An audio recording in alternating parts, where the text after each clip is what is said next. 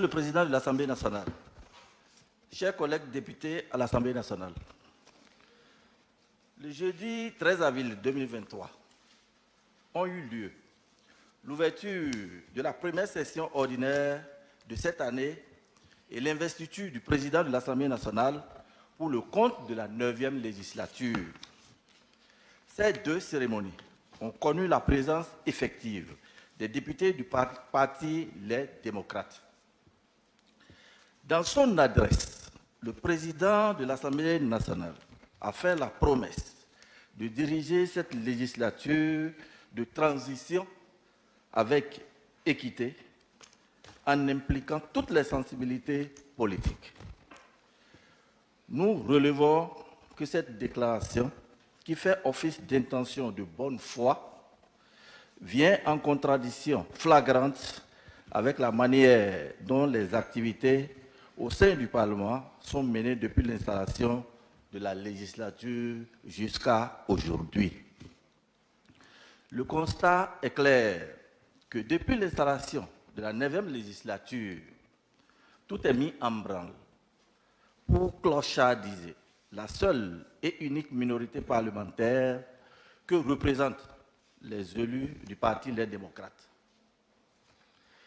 Nous n'en avons pour preuve que le mode utilisé pour procéder à la réinstallation des membres de la commission permanente après la décision de la Cour constitutionnelle.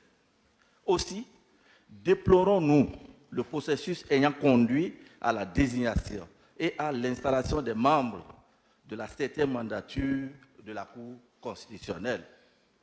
En effet, pour une réunion du bureau de l'Assemblée nationale, prévue pour se tenir le lundi 22 mai 2023 à 13 h, ce n'est que le même jour à 10 h que le cabinet du deuxième vice-président, représentant de la minorité au sein du bureau de l'Assemblée nationale, reçoit la lettre d'invitation. Cette manœuvre n'est rien d'autre qu'une ruse visant à empêcher la candidature de la minorité. Sinon, comment comprendre que le bureau de l'Assemblée nationale, qui connaît la situation sanitaire de l'honorable Léon Basile Ahossi, puisse malheureusement en profiter pour procéder à des désignations qui ne tiennent aucunement compte de sa présence au sein du bureau de l'Assemblée nationale. Monsieur le Président, chers collègues députés, la conséquence de cette désignation exclusive en est que le mardi 6 juin 2023, le peuple béninois a assisté, tout stupéfait, à l'installation au palais de la présidence de la nouvelle Cour constitutionnelle en présence du chef de l'État, du bureau de l'Assemblée nationale. Cette installation a eu lieu malgré la vive protestation levée par le Parti des démocrates à travers son point de presse organisé le vendredi 26 mai 2023 à Cotonou relativement à la supposée désignation des nouveaux membres de la Cour constitutionnelle. Ce point de presse avait dénoncé la méthode et la démarche cavalière qui ont conduit à la désignation des 4 personnalités devant siéger à la Cour pour le compte du bureau de l'Assemblée nationale. Cette situation consacre l'exclusion pure et simple du Parti Les Démocrates et de l'opposition tout entière à la désignation des 4 membres de la Cour constitutionnelle représentant l'Assemblée nationale et par conséquent la Cour constitutionnelle 7e mandature. Or, la Cour constitutionnelle est l'institution juridictionnelle de régulation, de fonctionnement des pouvoirs publics, de contrôle de constitutionnalité des textes juridiques, de protection des droits de l'homme et des libertés publiques, et aussi chargée de la gestion des contentieux électoraux en matière d'élections présidentielles et législatives. Dans ce contexte, la Cour constitutionnelle apparaît comme un maillon indispensable dans un état de droit et de démocratie. Il est donc inacceptable d'exclure dans le processus de désignation de ses membres un acteur politique majeur qu'est l'opposition, fût-elle minoritaire. C'est pourquoi les arbitres ou juges de l'institution, encore appelés sages, doivent provenir des milieux professionnels donnés, pouvant leur garantir une certaine indépendance vis-à-vis des pouvoirs publics. Également, le choix de nos représentants dans les parlements régionaux et autres institutions de l'État n'a-t-il pas dérogé à l'appétit glouton de nos camarades de la majorité? Il faut toujours retourner à la manipulation, à la faveur de la majorité mécanique, pour dire le contraire de ce qu'on a soutenu la veille, l'essentiel étant d'obtenir ce qu'on désire, notamment les postes. Merci. Toute cette cavalerie politique conduit à un cadre institutionnel que, si rien n'est fait, mènera inexorablement notre pays, le Bénin, à des élections générales de 2026 non transparentes et sans crédibilité. Les caractéristiques de ce cadre institutionnel sont les suivantes. La Cour constitutionnelle, contrôlée à 100% par le président Patrice Talon et ses deux partis siamois. La CEDA, contrôlée à 100% par le président Patrice Talon et ses deux partis siamois. L'ANIP, l'organe chargé de la confection de la liste électorale, est également contrôlé à 100% par le président Patrice Talon. Je vous rappelle qu'à la tête de cette agence est nommé un Rwandais à des fins que nous ignorons jusqu'à maintenant.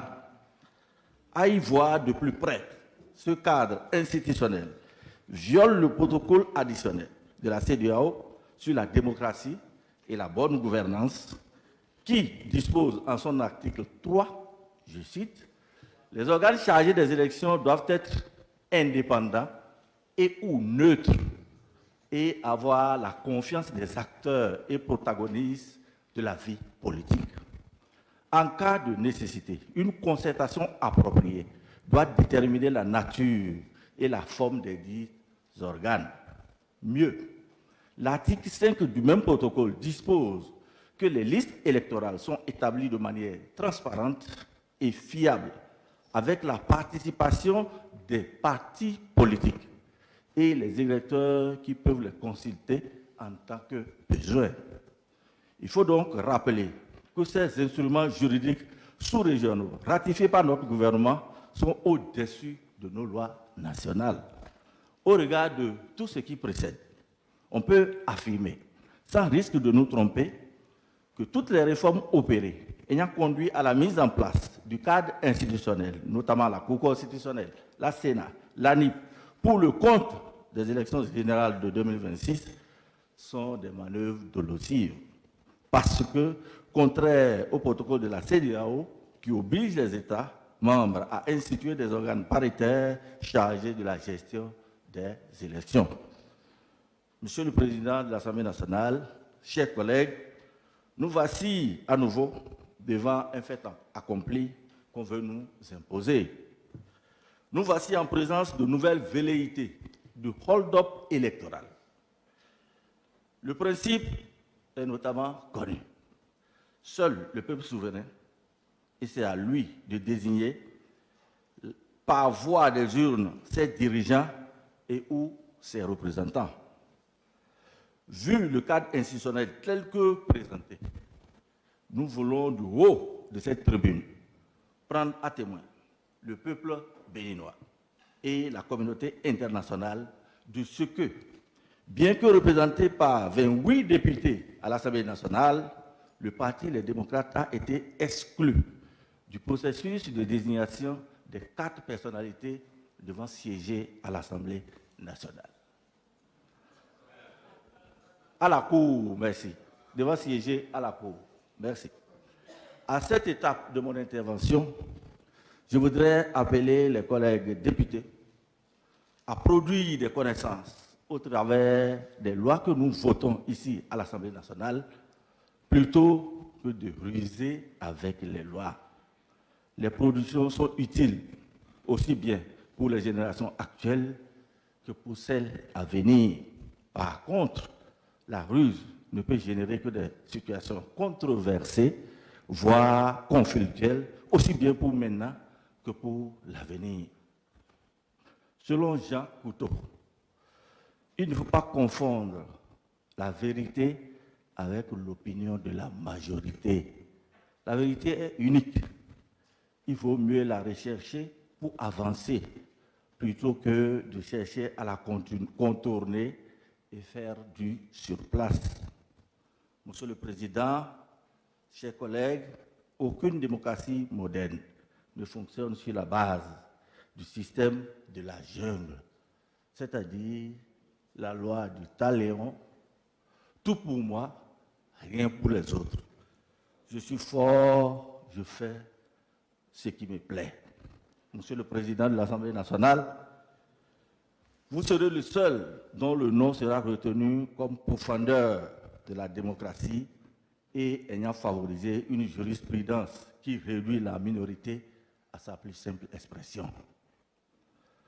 Avant de prendre congé de vous, Monsieur le Président, je voudrais partager avec vous cette citation de Nelson Mandela qui dit, je cite, « Que vos choix reflètent vos espoirs et pas vos peurs. » Je vous remercie.